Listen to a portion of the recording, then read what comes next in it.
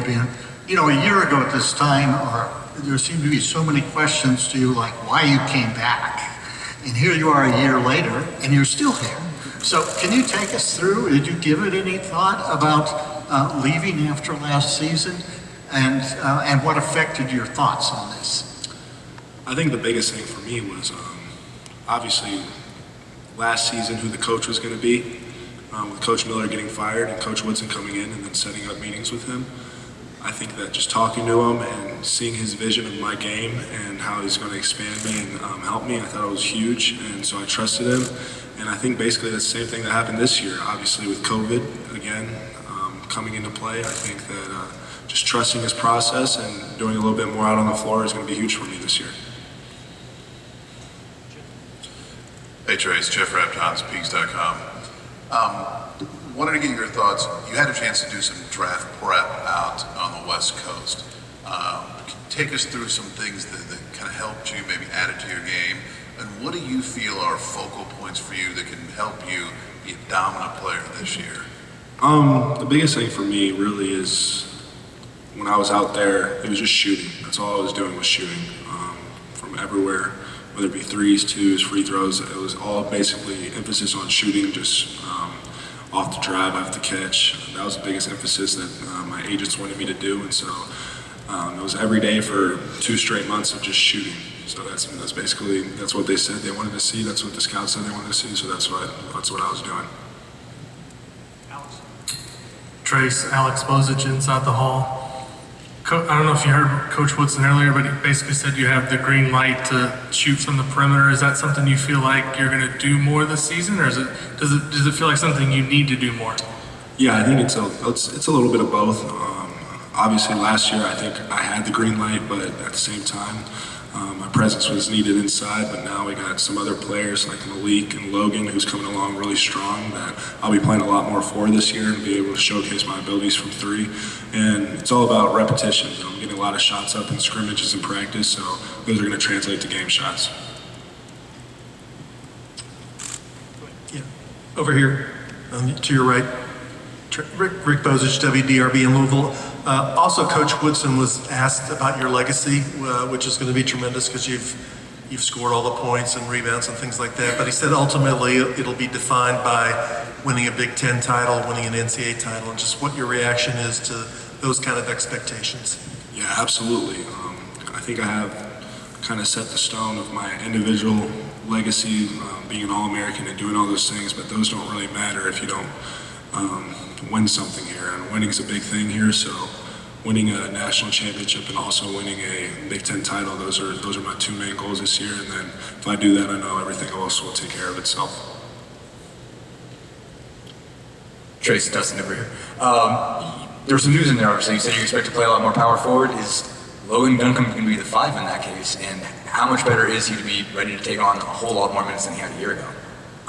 Yeah, so Logan's playing at a really high level right now. He's rebounding the ball and he's defending really well, especially just playing against me, and I'm just seeing it on the floor when I'm playing against him. But he'll play a little bit at the 5. I think Malik will rotate at the 5 and 4 as well. So, but with our offense, everything's interchangeable. So I think it's going to be good for us this year. We're kind of spread out more, and just more people are going to do more things.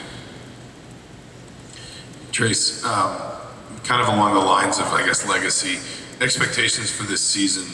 I imagine it's the sort of thing you would have always kind of wanted at Indiana, but now they're here, especially externally, and you're going to be one of the people that, in events like this, Big Ten Media Day, wherever, are going to have to kind of shoulder it the most, I guess. How do you approach that? How do you approach a season where maybe expectations aren't just high individually or internally, but everywhere you go, people are going to be asking you specifically, how do you get your team through this? I think just coming in here my freshman year and not having really any expectations, even sophomore year, and then junior year, just having a new team. Finally coming in here to this historic program and having an expectation to do something big, I think is huge. And so obviously we're going to carry that with a chip on our shoulder, but I think our team is hungry and we're ready to get out there and play. Yeah, Trayce, Mike Schumann with the Daily Hoosier. Back in May, Coach Woodson shared a story about how he challenged you before the Illinois Big Ten game, going up against Kofi. I'm not asking you to address that specifically, but you seem to find something going up against bigger guys that were bigger than you, had more length than you. What did you find in that game, and then going up against Hunter Dickinson, against Michigan, two of your best games of the year? I think the biggest thing for me was just confidence. I think after the Michigan game, my confidence was at an all-time high.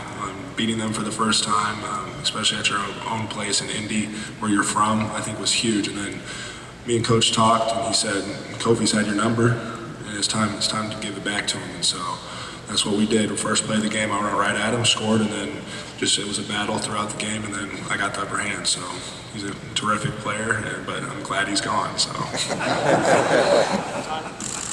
Tyler Tashman with the Indianapolis Star up here. You talked over the summer. I guess you were just open about what your expectations were this season, and you talked about what you told Mike Woodson that you wanted the drug policy to be. I guess taking that sort of responsibility for the program, being open about the drug policy and what you wanted. Why is that something you wanted to be open about? It's just really just to hold everyone accountable. There's really nothing else to be said about it. I know our guys are going to do the right thing. When the season's going, we're going to be locked in and ready to go because we have really big aspirations, really big goals. So.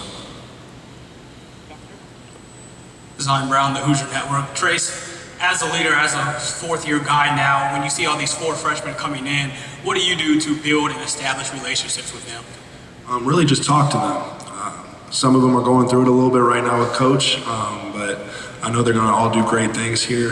We just got to keep talking to them, just make sure that they're okay. It's kind of hard adjustment sometimes being a freshman, but I know they're going to all do great things, and I can't wait to watch them succeed. Okay, last question, Bob Kravitz. This is Bob Kravitz with The Athletic. Xavier Johnson, what kinds of changes have you seen? What kind of growth have you seen from him since he went through his situation? Xavier's been locked in. He's been doing his thing. He's been in the gym working. He's been a leader. So I know he's going to do great things this year, and he's going to be a huge piece for us, and he's going to be a huge leader on the floor.